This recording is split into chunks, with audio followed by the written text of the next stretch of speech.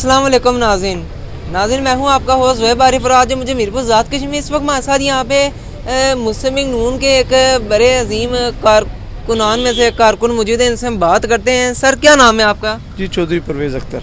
अच्छा, आप मुस्लिम लीग नून आपने कब से ज्वाइन की और क्या वजह थी कि आपने मुस्लिम लीग नून को चुना? माशाल्लाह जी, मुस्लिम लीग नून जो है ये सन 1985 में, उस वक्त तो आज़ाद कश्मीर में कोई पता नहीं था कि मुस्लिम लीग का सरबराह कौन है, क्या नाम है उसका। मगर मैं उधर उकाड़ा साहिवाल में पढ़ता रहा हूँ, वाले साहब उधर रेलवे में थे और सन 1985 में मैंने मुस्लिम लीग ज्वाइन की थी।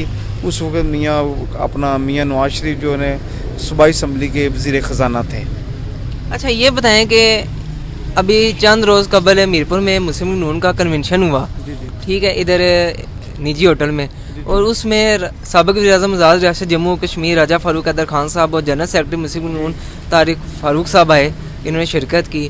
शाह गुलाम कादर साहब ने कहा था कि वो कोई मसरूफियत की वजह से नहीं आ पा रहे। बड़ा अजीम ये प्रोग्राम हुआ, बड़ा अजीम ये कन्वेंशन हुआ मुस्लिम लीग नून का, और इतनी आवाम आई कि बैठने की जगह भी नहीं थी, वहाँ पे लोग खड़े हुए थे।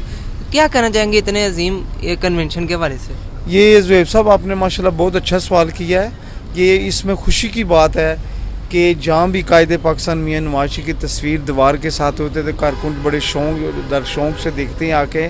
और इसमें हम तारिक फ़ारूक साहब जो जनरल सेक्रेटरी मुस्लिम लीग नवाज, उनको भी मुबारकबाद पेश करते हैं। वो कायदे कश्मीर राजा फ़ारूक हैदर साहब को भी आप मुबारकबाद पेश करते हैं कि जो मुस्लिम लीग नून का जो कन्वेंशन हुआ है कि अपना मुमताज़ मैरिज हॉल में, उधर बड़ी मतलब ये खुशी की बात है कि जो अपना हल्का जो मीरपुर में बड़ा जो मुस्लिम लीग का चौधरी सईद साहब हो गए या चौधरी रुखसार साहब हो गए या और भी या अपना इजार रज़ा साहब, कोई भी मुस्लिम लीग में शामिल नहीं था। उसके बावजूद भी इतना हजूम था, इतने लोग थे कि हम बढ़ चढ़ के मतलब उन्होंने जो है ना, उन्होंने शौक़ दर शौक़ से कायदे कश्मीर जनाब राजा फ़ारूक हैदर साहब का ख़ताब सुना, जो अपना Muslim League general secretary Tariq Farooq साहब का ख़ताब सुना।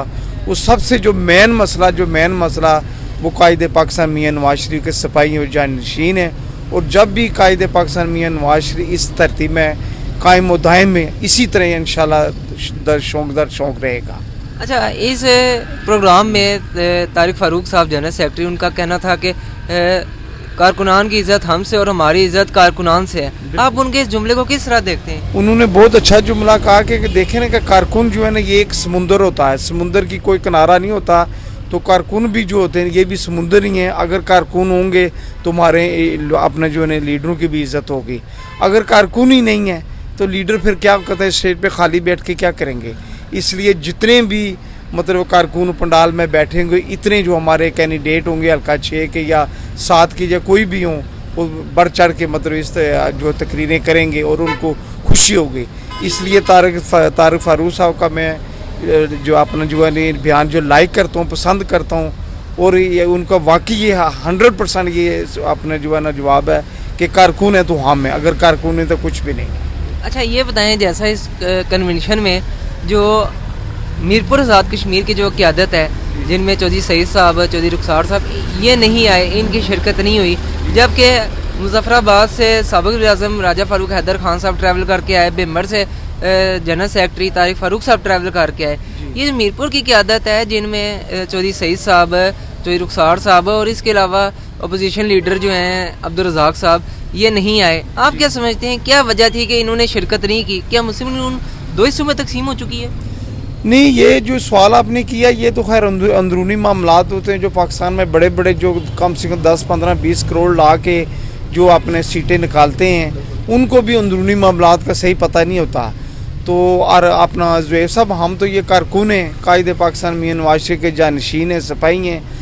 तो ये अंदरूनी हो सकता है कि छोटी मोटी के इख्तलाफात हों, मगर अल्लाह करे कि जब कायदे पाकिस्तान मियाँ नवाज शरीफ इस तरसी में इस मुल्क के मौजूद हैं तो ये छोटे मोटे मतलब इख्तलाफ होते रहते हैं। ये इंशाल्लाह कश्मीर जो हमारे राजा फ़ारूक हैदर साहब हैं, ये भी इंशाल्लाह इस मसले का हल निकालेंगे और हल होगा इंशाल्लाह। अच्छा, आखिर में आप क्या पैगाम देंगे लोगों को, नौजवान नस्ल को खासकर क्या पैगाम देंगे आप? जी, आखिर में यही है कि जिस तरह ये अपना फ़ारूक हैदर साहब जो कायदे कश्मीर 5 साल ये वज़ीर-ए-आज़म भी रहे हैं और फ़ॉरेन कंट्री में भी गए हैं, उन्होंने कश्मीर का नाम लिया है, कश्मीर का हर जगह उन्होंने ख़ताब किया, हर जगह। बल्कि उन्होंने एक ख़ताब है जो नेट पे भी तस्वीर लगी हुई है कि हम हैं तो कश्मीर है ना तो हम नहीं हैं। लिहाजा जी ये जो हमारे जो नई जनरेशन है इनको हम ये अपना ताकीद करते हैं कि कायदे पाकिस्तान मियां नवाज शरीफ का साथ दें। चौधरी तारिक फारूक जो जनरल सेक्रेटरी मुस्लिम नवाज के आज़ाद कश्मीर के हैं उनका साथ दें, राजा फारूक कादर साहब का साथ दें, शाह गुलाम कादर साहब का साथ दें।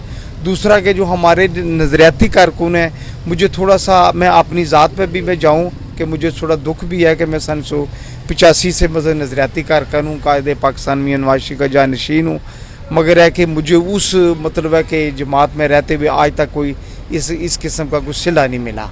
मेरी बेटी है, मजूर है, वो हार्ट डिसेबल है, मैं कंप्यूटर कोर्स किया हुआ साल का और उसके अलावा FA भी किया हुआ, मगर आज तक उसका भी कोई रास्ता नहीं निकल सका। तो लिहाजा में यही है कि कायदे पाकिस्तान है तो हम हैं, कायदे पाकिस्तान है तो मुस्लिम लीग है। जी नाज़रीन, जैसे इस वक्त मेरे साथ यहाँ पे मुस्लिम लीग नून के एक कारकुनान में से एक अजीम कारकुन मौजूद थे। इनसे हमने बात की, जाना मुस्लिम लीग नून के कन्वेंशन के हवाले से और मुस्लिम लीग नून के हवाले से जाना। अभी इस प्रोग्राम से हम आपसे इजाज़त चाहते हैं, मुलाकात होगी किसी और दिन किसी और वीडियो में। फ़ी अमान अल्लाह, हाफ़िज़ एंड गुड बाय।